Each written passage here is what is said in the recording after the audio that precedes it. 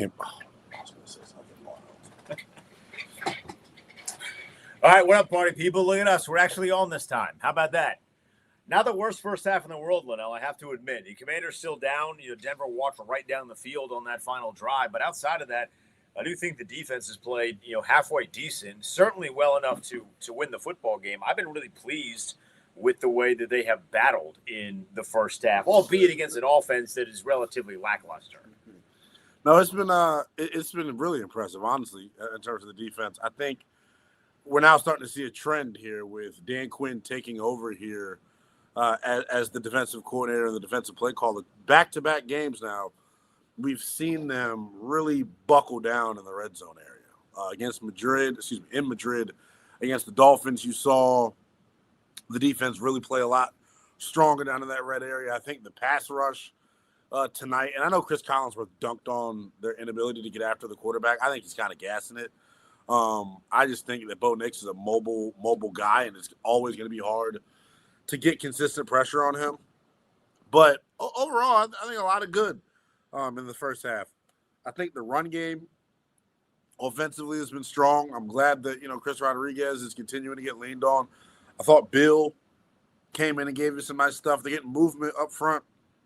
The only thing I'm disappointed at, and T-Rome_T says this, and Marcus Mariota has been been garbage. Can we figure out a way? Can somebody create a concoction that puts cinder blocks in his cleats? Yeah.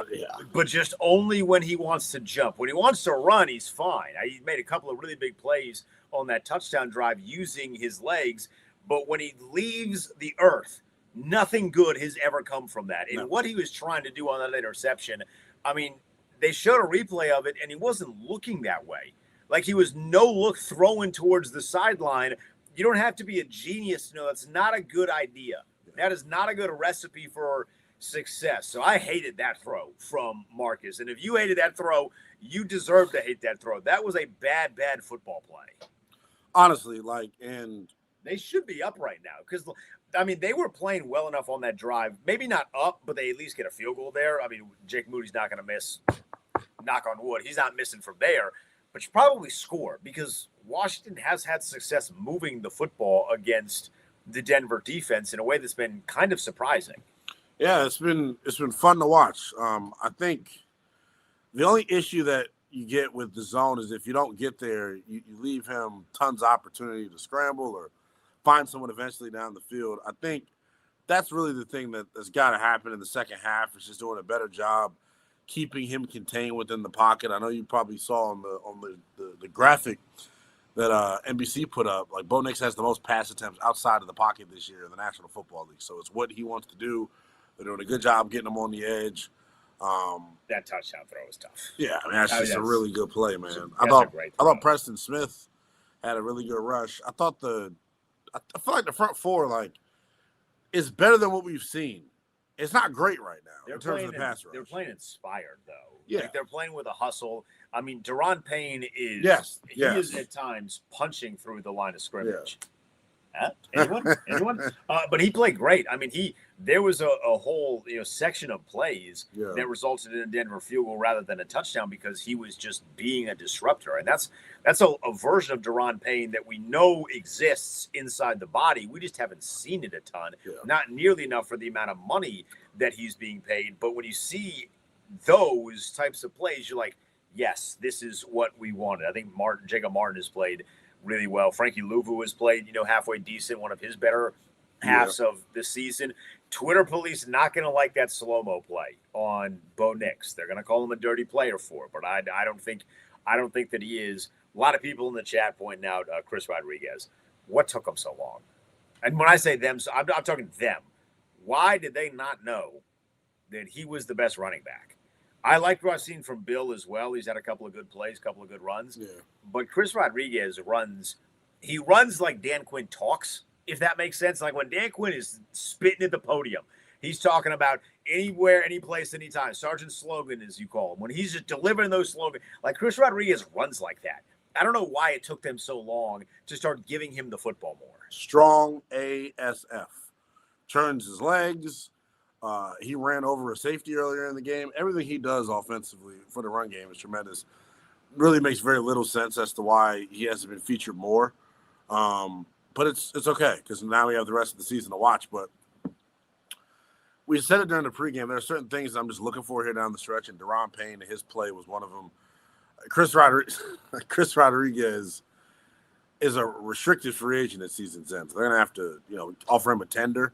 The other thing that we were talking about in the pregame, and I know it's one half, but if I'm monitoring a certain veteran down the stretch, I'm monitoring Zach Ertz. Zach Ertz has had a hell of a first half. He's had a hell of a first half. And if he can play like this down the stretch, why not bring him back if he's interested in playing more football? It's a situation to me where you don't really – I don't know if you're going to invest a lot of money at tight end. I don't know how high on the need list tight end is. So I would be okay with maybe if he's going to play this way down the stretch, and that's why I said it's only the first half, but he's someone I'm definitely monitoring down the stretch. If he plays like this down the stretch and gives you a couple of big performances, especially when you get Jaden back, I think you got to consider him bringing him back next year as your tight end one. I think he's playing well when he's not hurting the team with false start penalties. Yeah, that slow false start penalties are bad. He has 5 catches for 45 yards. If the game ended right now, that would be his 4th best performance in terms of yards. And that was only in the half, right? Yeah. So the expectation is that Marcus is going to continue throwing his direction. He was really, really good. I mean, Zach Ertz and I thought Chris Rodriguez were the 2 best players offensively for Washington in the first half. Not on the offensive line. I mean, Larry Tunsil has doing a hell of a job. Yes, he is. That Denver defensive front. But I thought those 2 guys have been the best players. It is nice to see Terry back. And on that slant, he only has 1 catch. But on that slant, you kind of see what makes him special, not afraid of contact, understands the ball's coming to him. He drew a penalty on Patrick Surtain. I think he's actually played pretty well against Surtain. Marcus just isn't throwing him the ball. Yeah. But you're also seeing Terry at a reduced snap count for what would normally be the case. And I say that because I've seen a lot of Chris Moore, and I don't like that. I want to see way more of Terry McLaurin than Chris Moore. But on that touchdown drive prior to the slant, I don't know that Terry was on the field. I didn't catch the first play of the drive, but outside of that, you saw Bates standing up, you saw Chris Moore, you saw Zach Ertz standing up on the outside, Jalen Lane was lined up on the outside, but you didn't see Terry until that slant. So I don't know if that was the plan coming in, if this is just a reaction or response to something that's taken place already, but you're seeing him at a reduced level. I'd like to see a little bit more of Terry in the second half. It's probably on a pitch count. I mean, I get it. The people are upset about the Zach Ertz comment. Can I expound upon that? Why? My thing is this. You have so many other holes on your football team. Like, tight end is nowhere near the top of that list. So why not? I'm not saying he's your end-all, be-all option. Like, I would go try to get Kyle Pitts. I would go try to get name your tight end out there. Your focus should be defensive line. I'm not breaking the bank at tight end. And if Zach Ertz is going to come back on the cheap, your focus should be D-line. Your focus should be really everything defense and another, stand-up outside wide receiver. Need to develop Sennett. Why don't y'all get that Ben Sennett is not a pass catcher? He's not. He, at best, is going to be John Bates. This is the game where they would develop him, by the way. Yeah, 3-8 in prime time. This is the game where you would develop him. I don't know that I've seen Sennett off the field. Maybe play the guy you drafted. No. If you think the coaches just don't like Ben Sennett, they're not playing him because there's something not clicking with him, whether it's in practice, whether he doesn't know where to line up at. There's a reason he's not playing. So I'm done with the Ben Sennett experiment. He's a good blocker, right? But that's really about it with him. Someone said if Ertz can contribute for the first 8 games next year, it's a win. Yeah, I'm not talking about breaking the bank. This is another vet minimum deal.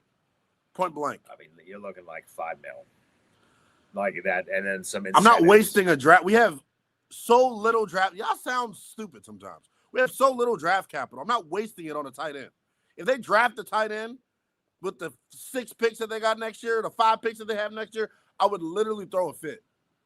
I would throw a huge fit. I would too. This is not a great tight end class. Yeah, last year was a pretty good tight end class. It's not that there's not good tight ends coming out, but if they draft a tight end in the first round, we're going to lose our mind. I can name you 10 positions you need above tight end: linebacker, safety, corner, edge, wide receiver, running back.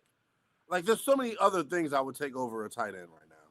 So I'm okay if they bring Zach Ertz back. I think he's playing with a little bit of pep in his step. I don't think he's obviously not the long-term answer. I mean, the guy turns 36 in a couple of days. Happy birthday to him. Yeah. But he's playing well tonight. What do you think in the second half as far as what we've seen in the first half? They're going to start with the football Washington is. That's the Dan Quinn special, right? Denver started in the game. Washington gets the opportunity to start the second half to potentially retake its lead if they go down and score a touchdown. What is your expectation? My guess is it's going to be a lot of running of the football, but I'd like to see a legit deep shot. We've only seen one, and that's the one where Terry got the penalty on Surtain with illegal contact. Should have been a holding or PI, but whatever. With illegal contact, I'd like to see another deep shot. That's my first play of the second half. Is a play action shot. Point blank. Like, you got to try to stress them vertically. I guess we saw two because Lane dropped that. It was good defense by Riley Moss. Riley Moss is a wild card. He's a rare breed, so he made a good play. We got to celebrate him when he makes a good play. Sneaky athlete, that Riley Moss. Yeah. And Denton's wearing a jacket. Not even the jacket. It's like a flannel. Like a beige situation. Yeah. They're asking, why are you wearing a coat? Never mind. This is not a coat.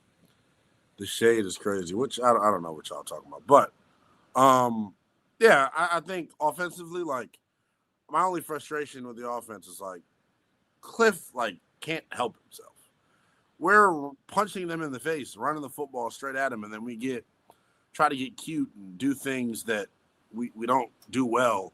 We average probably the most illegal shift penalties per week.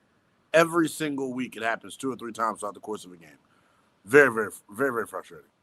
But other than that, like, I'm actually very pleased with what I've saw. The illegal shift that you mentioned, the substitution packages, which usually cause them to burn early timeouts. I'm not going to like it when they do that on the first drive. The shade of 3. What do you mean the shade is crazy? No shade towards Chris Rodriguez. Just y'all must not. You don't listen during the week, clearly. I mean, Chris Rodriguez should be the bell cow at this point. I don't know why we're spelling him, if I'm being honest. He's a good player. He's a really good player. He's not your long-term option. Right. He's clearly the best of the bunch right now. Right. Best of the bunch that I would be willing to upgrade. Right. That's what I'm saying. Like, yeah. You should always be willing to upgrade positions. Exactly.